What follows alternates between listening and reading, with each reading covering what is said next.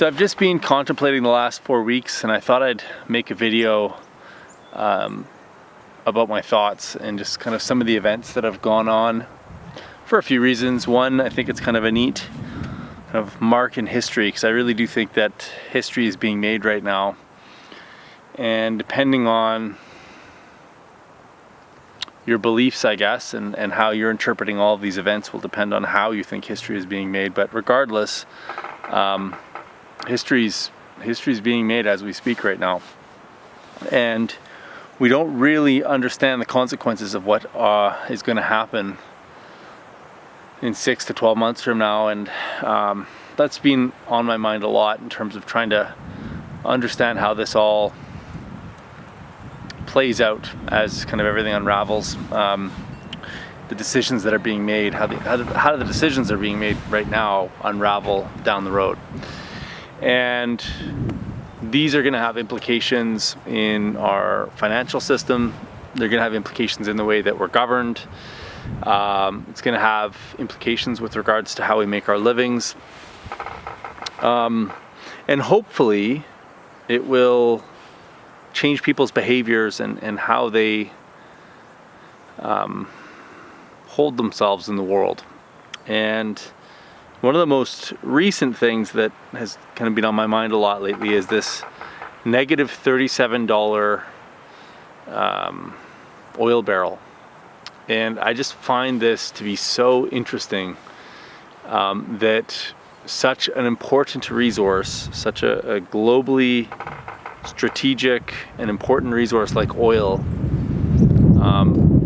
could reach a negative price.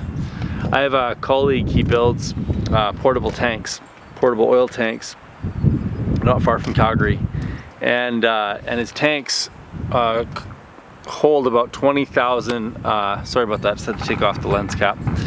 His tanks hold up to 20,000 barrels of oil, and they cost about $500,000. And these tanks can be erected really quickly, like within 2 days, which is amazing. They're designed to be portable and rapidly deployable. And they're about $500,000. And so if you bought or received 20,000 barrels at minus $37, they would pay you enough money to buy the tank cash, plus you'd have an extra $250,000 left over. So you could basically sit on the oil and then sell it on the back end, and then own a tank as a result of it. And so we know oil prices are going to go back up again. We don't know when. We don't know how long this glut will last. There's a lot of uncertainty in that. But I think that the manual for this situation that we find ourselves in right now is written by Nassim Taleb, the Black Swan. And when I see the kind of volatility, a range of minus $37 up to, when I left the oil patch, it was over 150.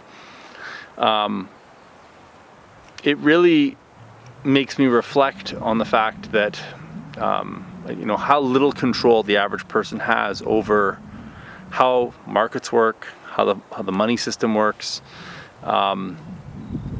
Right now, I think a lot of people are wondering, what do you do with your money? Do you spend it and put it into material assets? Like, we've done a little bit of that here. We've bought a whole bunch of fencing gear to refence our farm in preparation for our dairy cows and our pigs and maybe some goats down the road.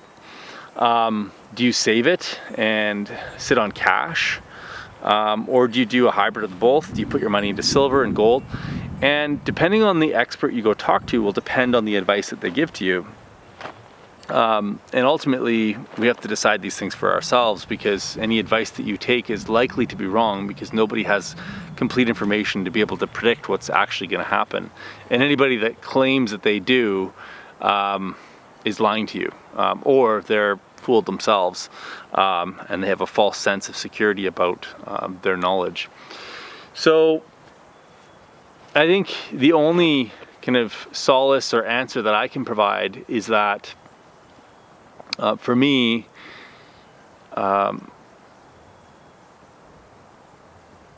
the systems that we're told to trust and rely upon work when everything's working. But when things stop working, things go out of whack,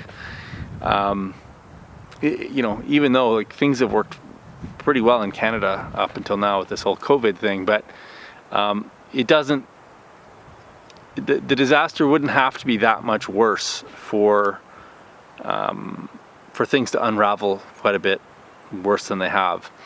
And so I think for me the message is that like we've just been given an experience of volatility, and what would this look like if the volatility that we received was 25% worse, 50% worse, 100% worse? What would that look like?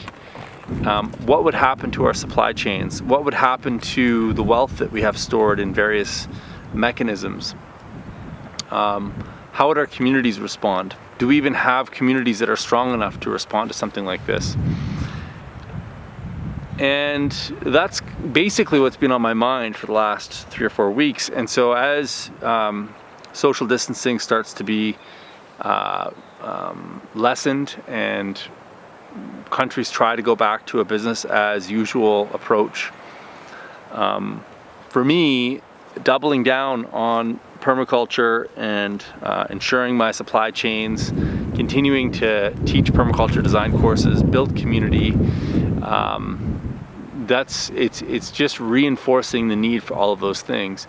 I've said this a lot in my videos if you've watched other ones, but the best thing that has ever happened to me out of all of the career choices that I've made are the relationships that I've built over the years.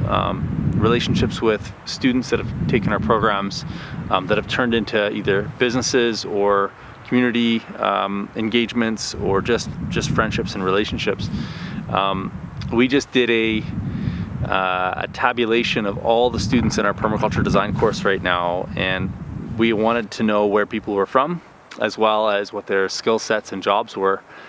And it blows my mind, the sheer breadth of knowledge and skills of people out there who take these programs and who are learning these skills and going out into the world and will go out with a new sense of urgency and determination to take care of their supply chains and also to start doing inventories of the communities around them. And it's through these individual actions at the lower levels of magnitude where change actually occurs, meaningful, lasting change. And that really inspires me. It's nice to be able to make a living teaching permaculture, but it's even better to be surrounded by all of these amazing people. So a personal thanks to everybody who's engaged us on this design course. It's going great. We're having a ton of fun. We're having Tropicana Thursday, I believe, is coming up, so we're all going to dress up in Hawaiian outfits. I don't have a Hawaiian outfit, so I'm probably just going to go without a shirt on and pretend that I'm on the beach. Yeah, I think as you're going through this crisis and kind of reflecting in on what it means to you, think about the disruption that you've been exposed to, and really question what would happen to the basic supply chains that you still have access to right now: food, water, fuel, and what would happen if any one of those other ones, money even, what would happen if those supply chains suddenly stopped working? How would that look? And while it might seem unrealistic that that would happen, one of the biggest mistakes people make is predicting the future based upon their experience of the past. It's called deductive reasoning. And if you had asked people to predict most people to predict what's going on right now with COVID, 6 months ago, people would have said, if you, let's say it a different way, if you were preparing for a pandemic 6 months ago, to the average person, they would say you were absolutely crazy and you were, putting way too much emphasis on trying to prepare for something that's not going to happen.